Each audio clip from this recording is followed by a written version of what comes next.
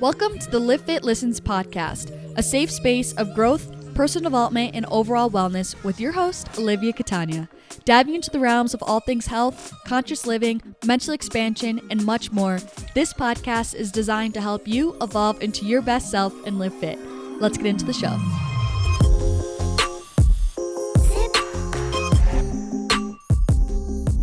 Hello, you guys. What's up? Welcome back to another episode of the Livfiit Listens podcast. Today, I literally sat down, set the camera up, had my computer open, had my Premiere Pro open to hit record, and I was like, I don't even have the mic in front of me. So it was one of those days where I was missing the most important ingredient, which was the mic itself. But I hope everyone's doing really well. Happy December, by the way. This is the first episode that's airing in December. If you guys don't already know, I am doing the 12 days of Live Fitness this year over on my YouTube channel. So I'm posting every Monday, Wednesday, and Friday, which usually I was only posting like 1 to 2 times a week. So it's quite the frenzy over there. A lot's going on over there. I've only posted the first day so far, but once this episode goes up, day 2 will be posted.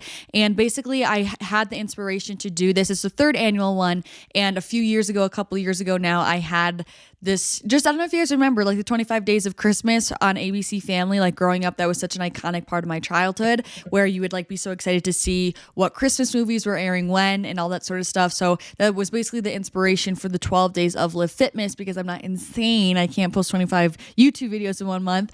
So I basically have a little schedule where I have like what videos are going up every Monday, Wednesday, and Friday.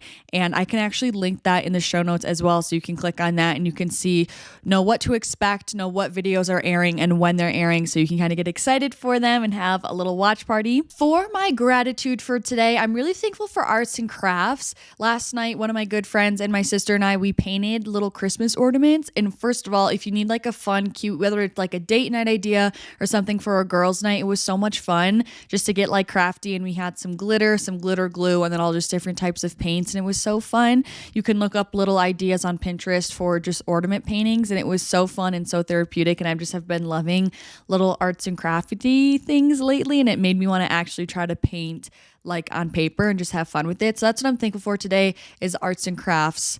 Because it's fun trying to like tap into your creativity and like express yourself in that way. So today's episode, as you guys know, is a Q&A. And in case you guys are kind of new listeners, I do a Q&A every 10th episode, but I started doing these on the 11th episode. So it's every like 71st, 81st, 91st episode. So here we are. I always love these episodes because I feel like it's a really good way to kind of open up the conversation to you guys. It feels more of like a two-way conversation rather than traditionally me just speaking to you guys.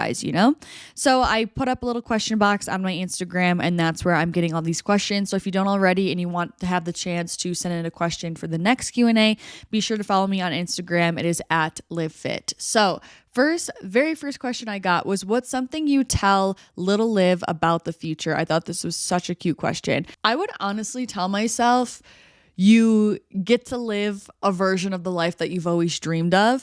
I think I say this quite a bit, like, no, I'm not where I want to be. And I kind of feel like that's something that's always going to be with me because I'm definitely a goal-oriented, forward-focused person. Like, I'm always someone who likes to set new goals and keep trying to like strive for higher, I guess, if you will, however you want to define that.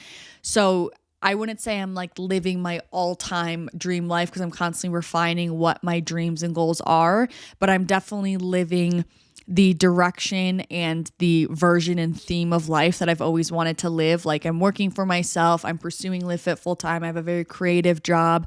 I travel a lot. I got to live in Hawaii. I got to live in Costa Rica. And those are all things that I dreamed of, like learning how to surf and all those sorts of things. So I know that I still have more goals that I want to achieve, but I'm definitely very well in the same lane I've always wanted to be in. And I'm so thankful for that. And I know little Liv would be so excited. Another thing I kind of want to tell her, this is a little bit on the deeper scale of like the trauma scale. I would definitely tell her that the family life gets better. I grew up with, my family unit was never very cohesive or peaceful. And I used to think that was always something that was never going to get better. And my family's not perfect, but we're a lot better than where we were, 5, 10, 15 years ago. And so 15 years ago is a lot. Like 5, 10 years ago, we've come such a long way. And a lot of us have done our own little inner healing work, but we've also have kind of found a different sweet spot that we kind of all can coexist in and like make things work. And I'm very thankful for that. And I know little Liv would be so relieved to hear that. 100%. Do you ever see yourself doing a triathlon type event? I would honestly have been thinking more so not really about a triathlon, because I don't know. I'm not a bad swimmer, but like I don't know. I don't really think that I could really shine through with like swimming and biking, and those really aren't two things that I really like. But I really don't hate running. I used to run quite a bit just from sports. Like throughout high school, I did track and lacrosse, and I was always it came pretty natural to me. So if anything, I could see myself training for like a half marathon or like a marathon. I honestly was thinking about this like a month ago, because I felt like I needed, speaking of goals, I needed like something else to work towards, like something that was just like exciting, something new. And I was like, should I be training for that? But then I wasn't sure if I was only thinking that because I'm seeing that everywhere, because everyone and their brother on social media is like training for either a half marathon or a marathon. But to answer your question, I don't think I would maybe do a triathlon, but I could definitely see myself getting the itch to try for a half marathon or a full marathon. Full marathon would be ambitious though. We would definitely need to start with a half. Next one, I feel like a lot of us are going to be able to relate to this. Someone said, I'm finding it hard to find my purpose, specifically job-wise. I studied and work in finance. I recently quit and am trying to find what I'm good at, but I'm so lost and lack motivation and ambition, which is weird because I used to have it. Help, Liv. First and foremost, we all know for sure motivation is something that always comes and goes. I think, we know that we can never rely on that. That's when they always say discipline over motivation. But I totally know what you're getting at with like feeling ambitious and having that spark and passion. I think is more so kind of what you're getting at. And I totally do believe that that's something that kind of ebbs and flows. I think we definitely have more seasons where we're feeling more passionate, more ambitious, more in a go-getter mindset.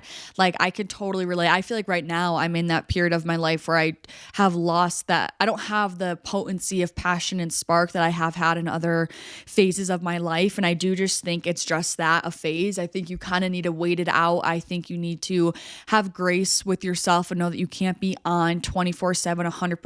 Like we need these contrasting times to know what it feels like to have that spark. Because if you think about it, if we were always passionate, always ambitious, always had that spark, we would never kind of get those it would all just end up like blending into the same thing. There would be no separation. There would be no kind of exciting times or these bursts of energies or bursts of ideas, these bursts of creativities. It would just all be kind of this steady state, which would just end up all meshing together and there would be no differentiation with it. So I think there is a place, it does hold value to have these different waves of ambition, and you need to trust that. I think something to help bring that back, I feel like I'm answering a few questions in one here, but I feel like something that helps to get your spark back is to really try to stay close to the things that excite you. Like what's something that lights you up? What's something that makes you excited to get up in the morning? Like what feels good to you in this moment? And for some, it literally may be freaking watching TV, but maybe there's some sort of inspiration that comes from that. Maybe you find really creative ideas thinking about how the TV show was, produced, or how they wrote the script, or how the actors are acting in the scenes. Like it just shows up in so many different ways. And I think our soul is definitely our guiding light for us. So I would say to definitely try to lean into the things that make you feel good, that are enticing to you, that are drawing you in, because there is some sort of inspiration there. That's why you're being drawn to it. It's kind of like a bug to a light. And now to answer the original question for this question, how to find your purpose. I want to bring you guys this concept. It's called Ikigai. It's a Japanese concept. If you guys haven't heard of it, I think this is such a great journaling exercise. And I think it's a really great way to reflect on yourself and what you really desire, and really combining all your strengths to come up with kind of what you feel like is a best career for you, or like your purpose in life. So this is a great journaling exercise, but this is also, I literally have the visual pulled up on my computer so I don't mess it up. There's basically 4 circles that are intertwined. It's kind of like a Venn diagram. So first we're going to start off with the north circle. So you're going to put it high up kind of in the middle. And this is what we love. So you're supposed to make a list. You can either write it in this circle or just make a list if you're journaling on it. Write a list of every single thing that you love. It could be sunsets, it could be dogs, it could be literally anything. It doesn't have to be productive. It could be painting. It could be you love making lists, you love making your bed, you love feeling productive. Literally anything that you love, write that down. The next circle is kind of going to overlap the bottom right corner of that top circle that we just did. This is going to be more so in like the eastern position if we're looking at a compass. This next circle is what the world needs. So think of gaps in the market or things that the world is needing, anything that you think that the world would benefit from. You're going to write it in that circle or write a list from it. Now, kind of in our southern circle, so now this is going to overlap both in the what we love circle and in the what the world needs circle. That is what we can be paid for. So for this one, think of skills that you have that you actually can be paid for that could generate revenue. Is it a service? Is it a skill? Something that can be exchanged for monetary value because it holds value. And then the fourth and final circle is going in like the western position of this compass. It's overlapping the what we can be paid for, what we love, and it's also going to cross into what the world needs. That circle is what we're good at. So you're going to journal about every single solitary thing that you're good at, whether you like it or not, whether it's math, whether it was freaking social studies back in high school, whether it's thinking of different creative ad campaigns, whether it's thinking of good, verbiage to use for scripting or writing emails, anything that you think you're good at, you're going to write it down. Now, the purpose of this is now you're going to look at these intersections of all four of these circles. So again, if this is confusing, you just look up Ikigai, Ikigai on Google, and it will give you this whole Venn diagram for you. The cross section between what you love and what the world needs is your mission in life. What the world needs and what you can be paid for, the cross section between those two categories is your vocation. And the cross section between what you're good at and what you can be paid for is your profession. And lastly, what you are good at and what you love is your passion. So I think it's a really great way to kind of just get clear, learn more about yourself and get things out on paper and figure out honestly what suits you best. So next question, how to let go of control. This is such a good one. And I think this is something I've also been dealing with lately because control can come in so many different ways. It manifests in so many different ways. Control at the end of the day is just your egoic mind trying to keep you safe, trying to keep you in environments that are safe and familiar. Your egoic mind, a lot of people think when I say ego, they think of like, oh, that means you're conceited and have a big head. That's another definition of the ego, but more so in spirituality and consciousness and awareness. Your ego is kind of your lower self. Your ego is the self that's been programmed through traumas, through other people's projections, through fears that you've accumulated through your life. It's not your truest, authentic you. It's not your higher self. It's you bogged down by fear. So another podcast I made a while back, there's only two umbrella frequencies in life, right? You're either living from love or you're living from fear. Your higher self is always living from love. And that's the you that doesn't need to have control. It's able to surrender because your higher self always trusts.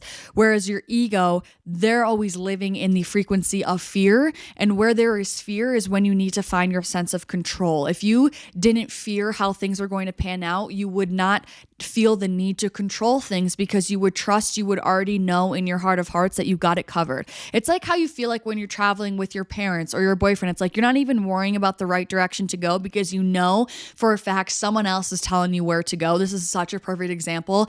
That's how your higher self operates. That's what it means to just trust and surrender. But when you're traveling alone, there's no one there that you're like, that's when you feel this sense of need to control, to make sure you're figuring out where your gate is, reading the signs, you're like hyper vigilant, you're looking at your surroundings, all this sort of stuff. You're trying to control the situation because you don't trust that anyone else is there doing it for you, which in that case, no one else is.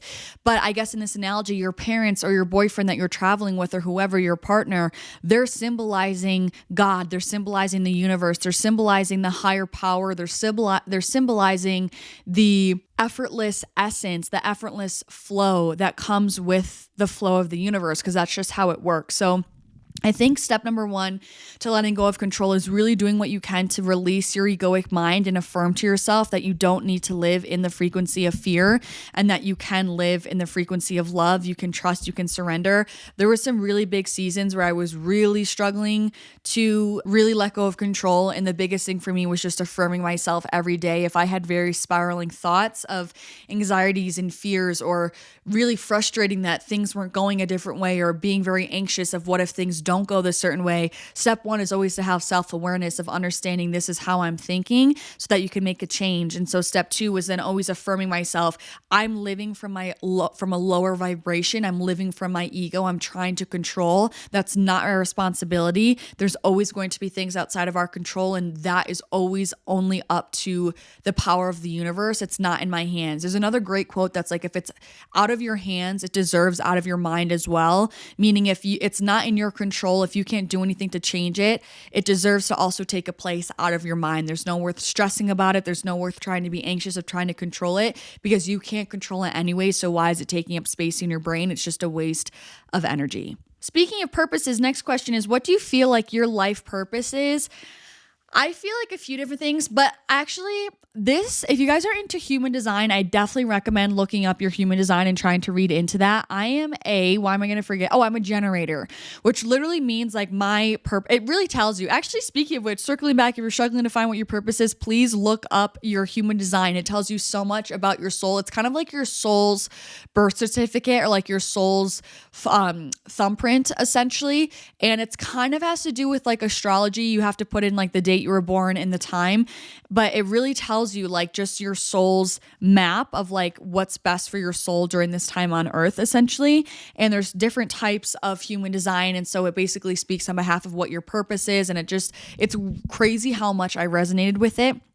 So for me, being a generator, one of my biggest purposes in life is to truly like stay close to the things that excite me, that light me up. Like I'm supposed to stay very close to the things that I'm passionate about, because as a generator, I'm someone that puts good energy into the world. Like my purpose is to generate good energy. I'm a source of good energy for the world. So staying close to things that excite me, that build me up, is a direct way for me to build up more energy to then give it to the world. And being a generator, like we get so lit up by the things that we love, so much so that we create so much energy and goodness and love and light that it can't help but overflow from us. Hence why we're able to give so much of it to the world.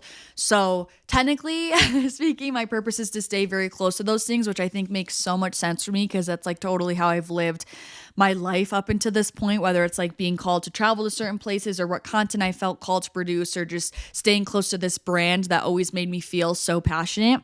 But I guess kind of answering more literally a little bit, to finite it, to bring that down, I would say my overall purpose in life is to help others see the beauty in life and the potency of life. And I know that's so vague in general, but I think life comes in so many, there's so many different facets. So I think with that, a part of my purpose, like a subcategory, is helping other people see the beauty in themselves, helping them love themselves, helping them see that life is worth living, helping spread the excitement and the lust for life that I feel like I've always had. Ooh, great question. And I think I have an answer to this. Someone asked, how do I remain aligned with my goals without also attaching to expectations? I think this is such a good question and $1 million question.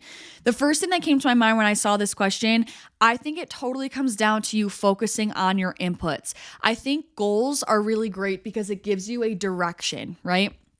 And I do think there's a difference between kind of your goals and your intention. So I do think intention setting is kind of a better verbiage to use here. I personally feel like goal setting is really focusing on the output that you are intending to have, whether it's make X amount of money, gain X amount of subscribers, or, move X amount of positions up my corporate ladder, right? I feel like there's more of like an emphasis on the output of that goal that you're setting, where I feel like your intention has more to do with your inputs that you're putting in to start to achieve or head towards that output of a goal. So I feel like your intention has a lot to do with like what you're doing on your input scale, on like your process scale, that's inevitably helping you arrive at your goal.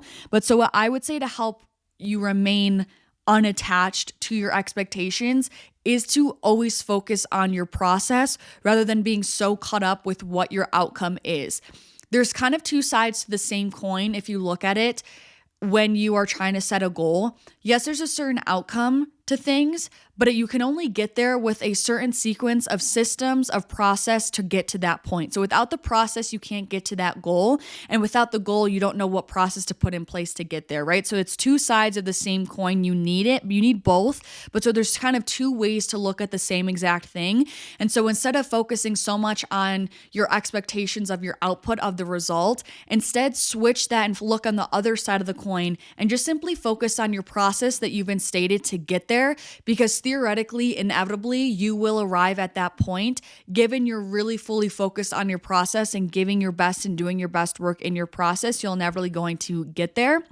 But doing so also allows you to keep an open mind for what that outcome is going to be. Because kind of going back to that control comment as well, that control question, we don't always know what the best answer is. And we always think we do. And I think this is the biggest kicker with everything. We always think we know what's best for us. But the reality of it is we can't tell the future. Right? I have no idea what my reality is going to be in an hour from now.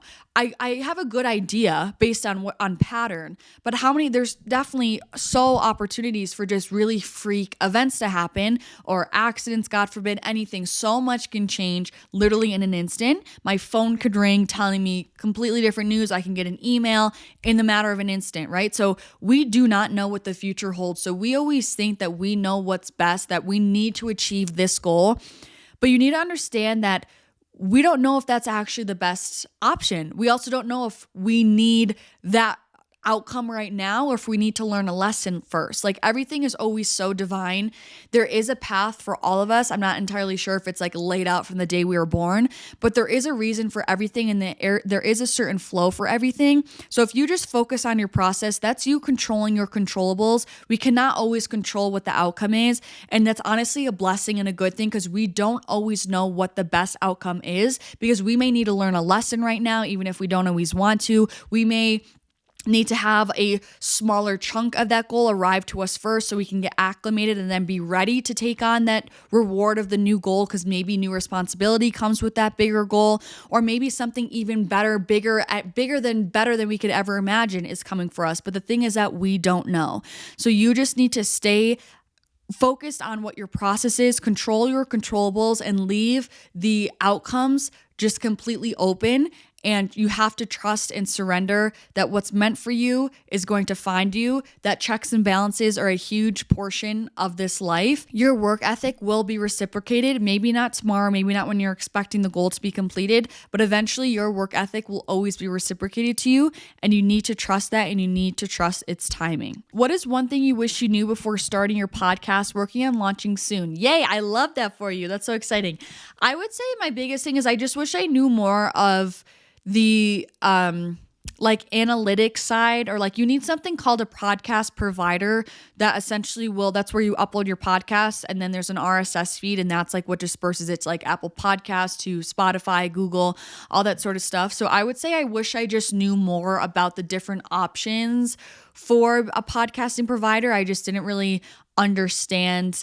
I didn't really think it mattered too much. So I would say I wish I did more research on the different podcasting providers available, and what analytics they share and all that sort of stuff, and just like the safety and protection that comes with your podcast, because you always think like, oh, I'll deal with it later, but you don't always want to have to reorganize everything again. You know what I'm saying? So like, I personally use Anchor by Spotify, but like Buzzsprout's another great one. And then that one you have to pay for, but there's more analytics to it. And then there's another one. I don't know. There's just a lot of different options. And I would definitely recommend doing some research on different podcast providers to make sure you find one that you're good with. Next question. How do you feel like you know when you're ready for a relationship? Ooh, I think this is definitely so subjective to everyone, but I think the biggest thing, first and foremost, you need to make sure that you're not coming from a place of need, of neediness, of desperateness, of codependency. Like, you need to be very okay and fulfilled with being alone. I think this doesn't mean that you need to be like, I don't want a man, or I don't want a relationship. Like, I think there's a difference. I felt super content with myself. I felt like I really loved my own company. I knew that I didn't need someone for my happiness. Like I felt very happy before I got into a relationship, but I just remember feeling like I had so much love in me. I wanted to give it to someone. Like I was craving loving someone, not like the validation or the comfort or the security of someone else loving me. I'm not saying there's anything wrong with that, but I just feel like it goes to show like, it just shows when you're in a different place. Like when you feel like you're completed as a person, that's when you would feel ready to give to someone else, you know? So I would say to be very careful that you're not seeking someone out because you're actually lonely. Like definitely sit with yourself and be very honest with yourself. Journal about it if you need to, but I think that's when it's a very slippery slope, and that's when you end up having very low standards. You're starting to accept the bare minimum because you're just trying to be with some to not be alone. But I actually heard this on another podcast where they just were essentially saying like you still will end up alone if you're in the wrong relationship because you're not with someone who actually gets you. And that's what happens when you start to get desperate, when you just want to be with someone because you don't want to be alone. You know, like then you end up just accepting anybody, but they don't actually know you. They don't know your soul. You guys don't actually like click. And so you're still alone on the soulful level anyway, you know? So I would say that's the biggest thing. Make sure that you're feeling very content in yourself and know that you're not doing it for alternate reasons other than solely that you're ready to support and give love to another human being. Next question. You mentioned God, but you aren't religious. What are your beliefs around God, if you don't mind me asking? I have touched on this like a lot of Q&A episodes now again at this point. So it's been a minute. So let's talk about it. Again, respectful to everyone. Everyone has so many different opinions. I personally grew up raised Catholic. Side note, fun fact. So I actually grew up going to a private Catholic school, like uniforms. We prayed before every single class. We went to church once a week as a school. I did that from kindergarten up to 6th grade. I got confirmed. So I've been baptized, had my first communion, went to reconciliation and penance, got confirmed. If you're not religious, you're gonna be like, what the heck are all those things? But like in the Catholic Church, they're just different sacraments that you kind of go through. Like marriage is another one when you get married in a church, etc. So I have been in the religious scene, and I still am more so identify as spiritual more than anything. I do mention God, and I feel like I've been using that terminology more often than I have in the past, 100%, especially since kind of my deep dive into spirituality. And I've never not believed in God. Like, and I've never said that I haven't believed in God. I've always believed in God. I've always believed in a higher power. Like ever since I was little, even in comparison to like my siblings, I was kind of the only one that stuck with religion and my faith for as long as I did. Like I've definitely been very faithful. I just am at the point where I don't feel the need to personify God. I think there's so much man-made pollution in religion, a lot of conflicting information that I don't agree with, and a lot of ego, to be fully honest with you, in religion and in the church. And I know this is going to press a lot of people, but like I think if you open your eyes, there's a lot of money and power grabs that are within religion, and so many people would say like, yes, that's the corruption part of the church, is not true religion. I totally get it, and I'm with you, and you're correct. But for me, I just would still I just don't feel called to be a part of that, and I don't really resonate with it. But I've always believed in God. I just don't think he's this personified person that's like floating in the sky. I think God, universe, spirit, to me, that's all one and the same. I think they're very, very real, alive and well, just very potent, powerful forces. But like I said, I don't think he's someone in the sky. I think God, spirit, universe, it's in everything. It's everywhere. Like it's almost hard for me to explain it, but it's like, it's not this one separate entity. And I think that's why I struggle with religion, because there tends to be this narrative that it's something that's finite, when I feel like God and source and God, source and the universe and spirit, like it's such an infinite thing. It's something that can't be described. It's something that can't be put in a box. It can't be something that's identified. Like it's everywhere in everything. It is the breath of life in everything that we interact with. It's the energy currents that are in everything that we can't even see. It's this magnetic pull that tie two humans together that makes certain interactions happen, that make me cross the street right after the specific car drives behind me me? Like all those random current, like those events that are all seamlessly, divinely happening. Like to me, that is God. God is expressed in everything, everywhere, in everyone. We are all extensions of the same God source spirit that we talk about. Like we are itself experiencing itself is how I see God. But so I think God is very real. I just don't think it's like a person, a human, like in the sky. Ooh, next question. Any details for Bali retreat? I'm saving up to go. Okay, this one, I'm so happy someone asked this. So I haven't really been speaking about it too much, but I am hosting a Bali retreat going on early next May. So early May 2nd to May 9th of 2024. Like I said, it is in Bali and it's an 8-day retreat. And it's basically like we're traveling together. We're doing a lot of different activities on the itinerary, but there's also spiritual and soul expansion workshops that I will be hosting. So for the activities, we're going to be doing 3 different waterfall hikes. We're going to be snorkeling. We are going to be doing a Balinese cooking class, which I'm so excited for some reason. We're going to a turtle rehabilitation center. We're visiting a pearl farm. We're going to a temple. So there's so many different activities, even more than that. There's just a lot of on the itinerary that's going to be really fun. And then also for the workshops, I'm hosting a group workout. There are 2 meditation workshops, 2 journaling workshops, and then also a woman circle where we're going to be doing gratitude and affirmations together.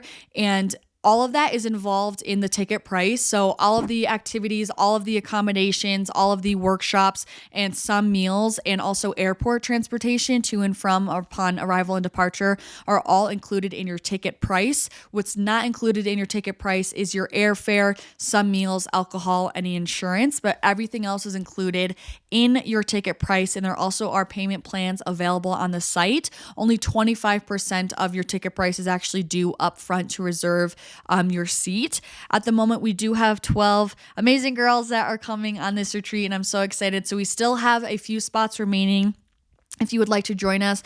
But I think more than anything, this retreat is definitely for anyone who is looking to travel, especially if someone who feels like they don't have really anyone to travel with. It's a great way to have a group kind of catch you when you get off the plane and to travel with. It's an amazing way to meet new friends. You guys, the sisterhood that it's in these retreats, like in these women circles, is hands down, I think, my favorite and best part, and the part that surprised me the most from these retreats. I still just am blown away thinking about it to this day. So I hosted 2 retreats last year in Costa Rica, and both of those group messages are still active, texting each other on holidays, updating people about their lives. Girls have met up again, gone out to get food, hung out. Like, it's the most rewarding thing when I tell you, like, genuine friendships have been built from these retreats and just from the community that's formed. We already have a group message up and running with all the girls that are coming on the Bali retreat. So if you're feeling nervous already, like once you get your ticket, we could totally add you in. And you can ask as many questions as you want, get the support from everyone, have that community feel, help with trip planning. If you want to plan your flight with someone to coordinate, it's already all there, and it just is so amazing. The best thing has been the friendships that have been forming. Like, I truly miss all the girls that have come on my Costa Rica retreat. Just the relationship is so special, not only from traveling with someone for a week, it's inevitable to get so close to them, but also with all of the soul expansion and the vulnerability that happens and just the raw conversations that we have in these woman circles is so healing, and it's such a great way to connect with each other. And if you're just looking yourself to align, to expand yourself, to get out of your comfort zone, to grow, to meet yourself deeper, like, it's such a great way to do so, all while traveling in a beautiful place and still having time to relax and get that vacation that you've been needing. So if you want any more details further in depth than I've explained, like the full itinerary is listed. It's down below on the trip page. It'll be linked in the show notes or in the description box if you're watching on YouTube. Everything that needs to know is there. If you have any other questions, you can totally DM me on Instagram. It's at Livfiit. And you can also purchase your ticket as well at that trip page down below. What helps you feel at peace in your decisions / trusting yourself to do what's right for you? I love this one. Okay, couple things that are coming to mind. I used to have I used to get very anxious thinking about, oh my gosh, what's the right decision? Because growing up, my dad was pretty strict. And so I think that's where it stemmed from. Like I was always nervous about making the wrong decision because there was kind of this always hypothetical, like I don't want to get in trouble, right?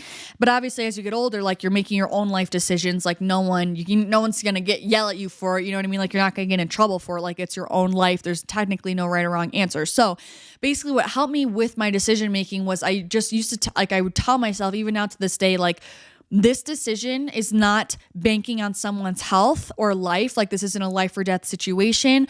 All my loved ones and myself are safe and healthy and alive.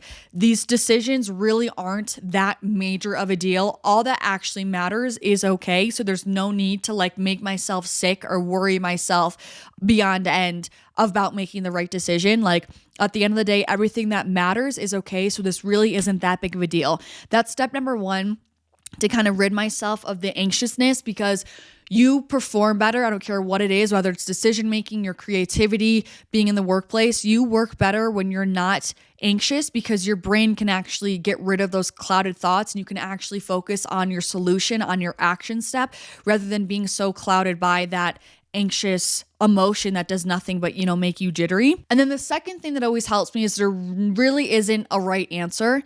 And I think for some that may make them feel more anxious, but to me, it calms me down because I'm like, there is no right or wrong. There's just experiencing. And in life, you're never stuck. There's always opportunities to pivot and shift. And I think a lot of the time we think so many decisions are like end all be all, but like, let's say you choose to move somewhere. If you wanted to, you can pick up and move again. And I know there's definitely more logistical things that happen like in our 3D reality, whether you need to wait for more money to come in or wait for your lease to be up. But like you can always shift and evolve. Like you are never chained anywhere. Like we lived in such blessed times. Like there's always opportunity to shift and evolve. And so that's something that helps me understand that like I'm never stuck no matter what decision I make. And two, there is no right or wrong decision. There's no teacher that's going to give me, mark my answer wrong and have me fail at life. Like it's just, life is all about a constant evolution and shift. I think right or wrong, it points to the fact that there's like an end to things. You know what I mean? Like the end of the exam, it's either right or wrong, but like it's this always continuous process that's happening.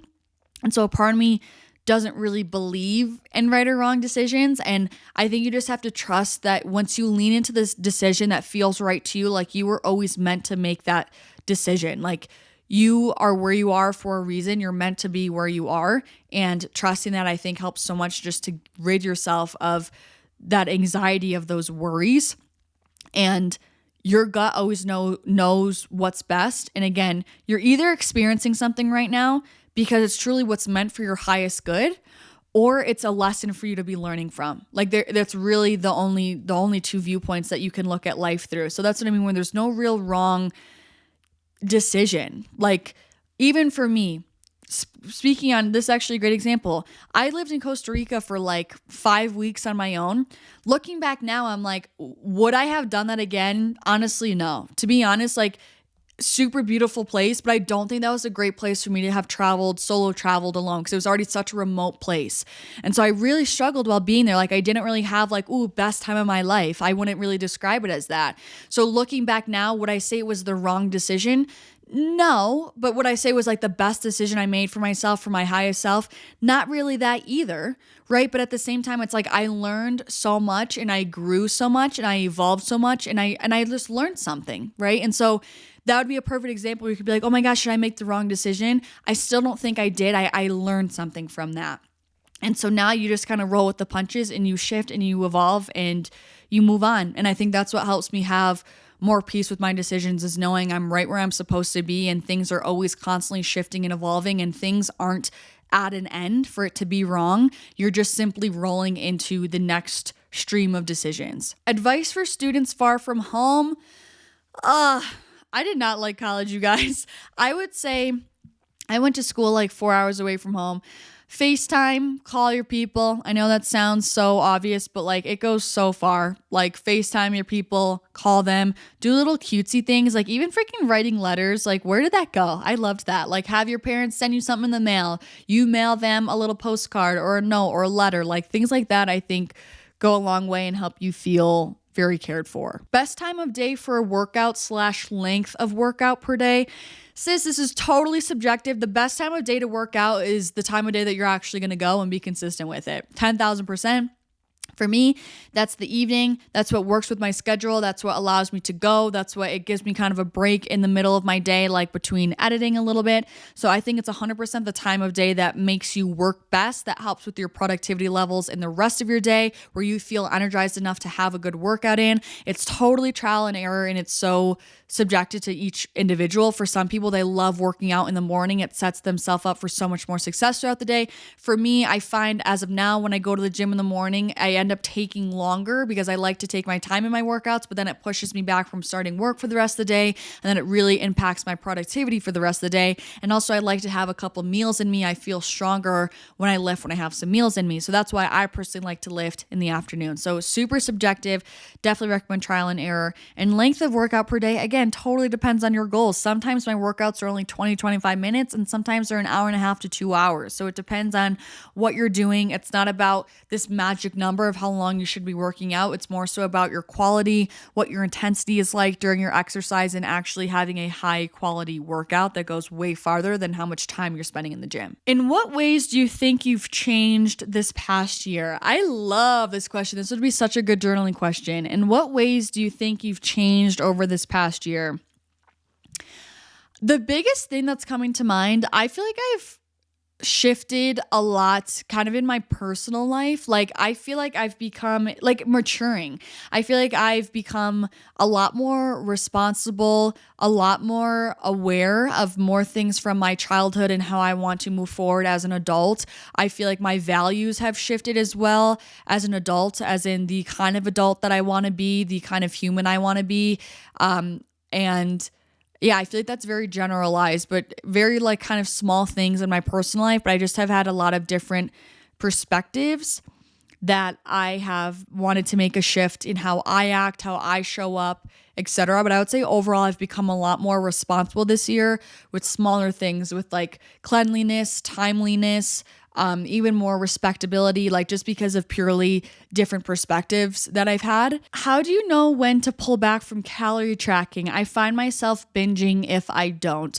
My biggest piece of advice with this is to always wean off of calorie tracking. I don't know if you've tried this already, but if you're already tracking all day, every day, 7 days a week, go down to just having one free day. So you're tracking 6 days a week, but Saturday is your free day and you're just doing your best to eat intuitively.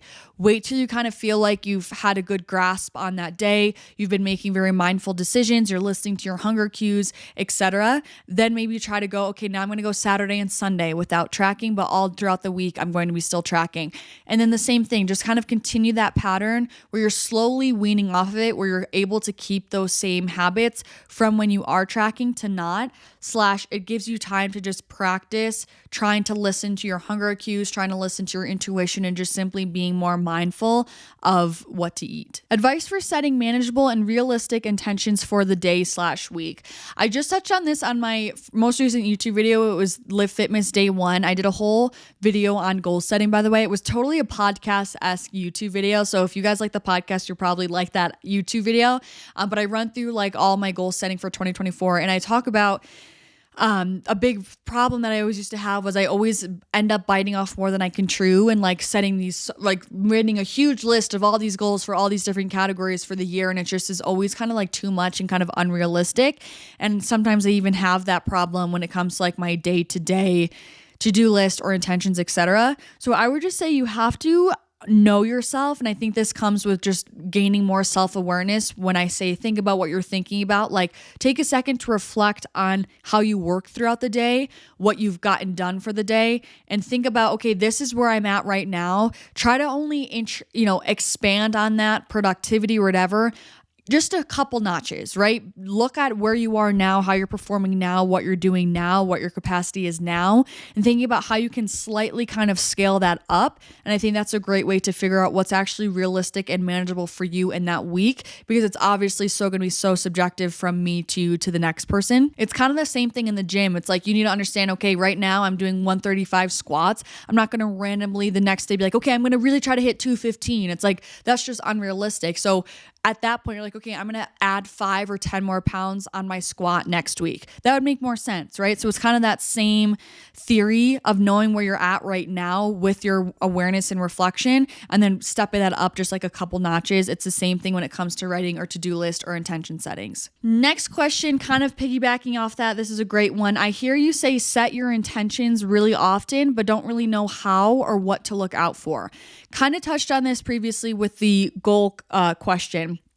To me, setting an intention is more so establishing your input. And what I mean by that, it's establishing how you're going to show up in life. It's establishing your process, your strategy of how you're going to take on life and take on your day. So there's kind of another common saying that's like, it's not about what you're doing, it's how you're doing it. Your intention is kind of how you're doing it. Your goal is kind of what you're doing. So we both could have the same goal, right? Of gaining 5,000 followers on Instagram, and your intention may be to show up with very, informational content. What works well for you is a lot of verbal talking to the camera content, very raw, organic content. Okay, that's your intention, your strategy. For me, my intention may be if I'm in a different lane of like humor videos or something, you know what I mean? So it's like we have your intentions are kind of your different paths of how you're going to get to a certain goal, essentially. And it doesn't even have to be something tangible. It could also just be like an energy. So a lot of times for me, my intention is like, I want to show up and live with love and light, right? That's just like an intention of my process of how I'm showing up, how I'm taking on life, the energy I want to embody. So I would say how to set your intentions. Like it definitely takes working backwards sometimes. It's kind of like what you want, and then your basically intentions are how you're going to get there. So it's like if I want to be a better friend, maybe I'm setting an intention to be a better listener. Maybe I'm setting an intention to think before I speak, so I'm speaking more kindly.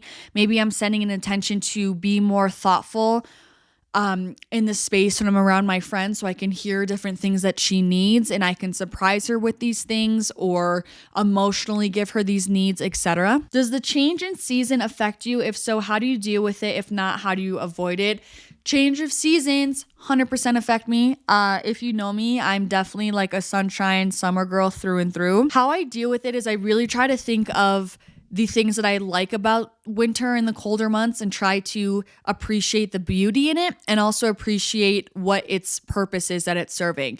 So for example, learning to appreciate the beauty of it. For me, that's drinking warm beverages, hot cocoa, candy canes, warm fuzzy socks, sitting in front of the fire, reading, watching movies, baking, having certain desserts, right? Doing arts and crafts that are themed to the season. So like I just said, my friend and my sister and I, we painted Christmas ornaments, like just basking in the cozy, fun activities that come with that season, just like I would bask in the fun activities that come with summer that I love so much. That has helped me so much with having a more positive attitude and just like learning to fall in love with it, and honestly just romanticizing winter, but also to understanding that everything has a season, no pun intended, but like we need this downtime of hibernation, of rest, of retrieving inward. Like all of those things are so important, because if we had to go 24/7 all the time, like that's not how nature works. Like these trees die, go into hibernation in the winter, and then they bloom in the spring and thrive in the summer. It's like it's this cyclical nature of life that's always going to be there. There's so many life lessons in nature. And so it's kind of also about embracing that of like, I'm so thankful for this low time to teach me and to show me and be able to appreciate the highs of the warm months that I love so much. It's like, how would you ever appreciate sunshine if we never had the rain? How are we supposed to appreciate on if we didn't have off? It's like those things literally wouldn't exist without the polarity, without that contrast. It's literally a law of the universe. It's called the law of polarity. So also acknowledging that helps me be more at peace and understand this purpose that winter is serving. Next question, have you ever tried any psychedelics? If not, what are your thoughts about them? So I have tried psychedelics, so I'm still going to tell you my thoughts on them. I actually love shroomies. I love them so much. I feel like that makes it sound like I do them all the time. I don't. But I really only had like one thorough trip in my life, life-changing. I've been craving actually another one for months. And I love them. I think it's so expansive. I think it's a great tool. Again, nothing to get dependent on, but I think it's a great tool to sit with for reflection, to help expand your awareness and gain different perspectives. Like I felt so at peace when I was tripping, and even the whole like few days after, like it sounds so corny, but like I thoroughly felt what it means when they say like you are one with nature, with the universe. Like I thoroughly felt and understood my place with being here on earth and like where I am. And I just felt so at peace with everything. Like I felt so calm. I felt so expansive during the trip. I could like feel my heart space like literally radiating heat and warmth and love. And I just feel like it was such a peaceful time. I did it when I was camping with some friends, and it was totally like something that was unplanned, like divine timing that fell into place, and it just felt like pure magic. And I absolutely loved every single minute of it. And since then I've microdosed. Actually, when I was in Amsterdam, I microdosed, and same freaking thing. I just felt so happy, so expanded, so content, so appreciative, so grateful. And I think they're a really great tool. If you are needing clarity or anything, I think of course, this is not medical advice, and everyone has totally individual experiences on their trips. So like, I'm also not trying to advertise it or condone it, but like in my opinion, my experience, it was something that was really great for me. And I think if you are looking for clarity, it could be a great tool to look into. But again, every single person is different. I will say, if you feel like you carry a lot of emotional baggage or a lot of trauma, I would definitely try to do some shadow work beforehand, just to help to clear some of that energetically, because I know that sometimes your trauma can really be magnified throughout like a trip process and like really have you face it head on. So that would be my 2 cents on that. Last thing I want to touch on before we go, I'm so glad I remember this because I screenshot it. Someone also messaged me a longer 11:11. I just saw it on my camera timer, but someone messaged me and it was a little bit of more of like a situational kind of question where she wanted more so my perspective on it. So she said, my man and I are on our 3rd year together. We're great at communicating, but sometimes it's hard accepting that his masculine energy will always bring in the logical side of the problem. And my feminine energy can understand that side, but my emotions will always win. Sometimes it's hard to feel understood, but that's the duality found in most relationships, right? Accepting that your partner has their own perspective on things, and it doesn't have to change to make the relationship work, ? Maybe I don't need a direct answer, but I just want to hear your take on this. So I love this, and I actually have quite a bit to say on this. I did a whole podcast on feminine energy. I'm someone who, like, feminine energy, masculine energy is very real. I think a misconception that we think is born male has 100% masculine energy, a born female has 100% feminine energy, and it's just not the case. Feminine masculine energy really it's not solely dependent on the sex that you were born. And with that, no matter your sex, every single person or gender, but like every single person, whether male or female, has both within them. I have both feminine and masculine energy within me, just like my boyfriend has both masculine and feminine energy within him. I do think there's more dominant of energy in the individual. Like I think for my boyfriend and I, like that's what makes our relationship work. Like I take more of the feminine energy role and he takes more of the masculine energy role, and that's what creates the polarity in their relationship. But to answer this question more directly, I understand that your boyfriend has his masculine energy, but I think this is where the other side is supposed to come into play to allow resonance and comfort and synergy between these two parts of this divine union. So it's like, yes, he does have masculine energy, and yes, his logical side is important, but it's also important for him to tap into his femininity when you're having feminine needs. I think, for me, it's like I vent to my boyfriend about a lot of things. If he just came to me and was super logical and was like, well, do this, this, and this, or, you're complaining and you need to do this and that's what's going to fix it. Like my emotional needs wouldn't be met. And I think this is when a man needs to tap into his feminine to be there to support his female when she is venting. And, there's a time and place for everything. Like then usually we get to a point where I want a more logical answer. But my boyfriend, more often than not, is always showing up first with more of a feminine, understanding, empathetic compassionate energy to hear me so I feel heard and seen. And so my emotional needs are met. And then once I kind of have cleared that emotional viewpoint, then I'm ready to look at it from a logical lens. And then he's able to give me his masculine perspective and viewpoint on it. And on the contrary, to even out this playing field, it's kind of like the same thing if my boyfriend was quote unquote in his masculine and he was looking for a solution, but if I was solely only in my feminine and I only just gave him all of this emotional support when he was coming to me for some logical action steps, like for me, that's when I would need to be placed in my masculine to support him if he needed that from me. So I just think all in all, to kind of bring this full circle and bring it to completion, I think it's definitely a delicate dance, but it's always about kind of complementing each other and showing up emotionally as the other one needs. So yes, there's definitely a situation in the polar dynamic of a masculine and feminine relationship where the feminine needs to show up in her feminine energy to meet her man in his masculine energy to make a situation work.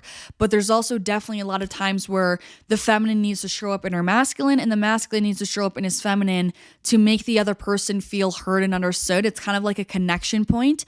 And so I do think it is important to have both. And that's why I think it's great to have a relationship, no matter your sex, no matter your gender, to have a relationship and to be connected with both your masculine and your feminine energy. I actually have a friend and I think he's great, but a part of me also feel like he needs to strengthen his feminine energy, which will allow him to connect with females in a more cohesive, understandable, compassionate manner.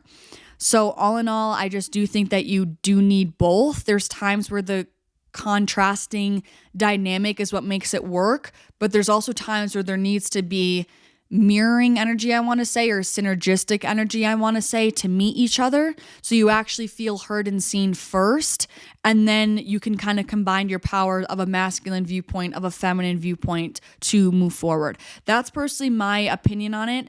And I do feel like firsthand from experience, I have very much so felt the difference that you do need both, especially in a relationship, to be able to connect with the opposite gender. So anyways, that was a really good Q&A session. I'm not going to lie. I enjoyed those questions. Thank you guys so much for sending in questions and participating. It means a lot to me. I love being able to open up this conversation to you guys. For my affirmation for this episode, it has to do with control.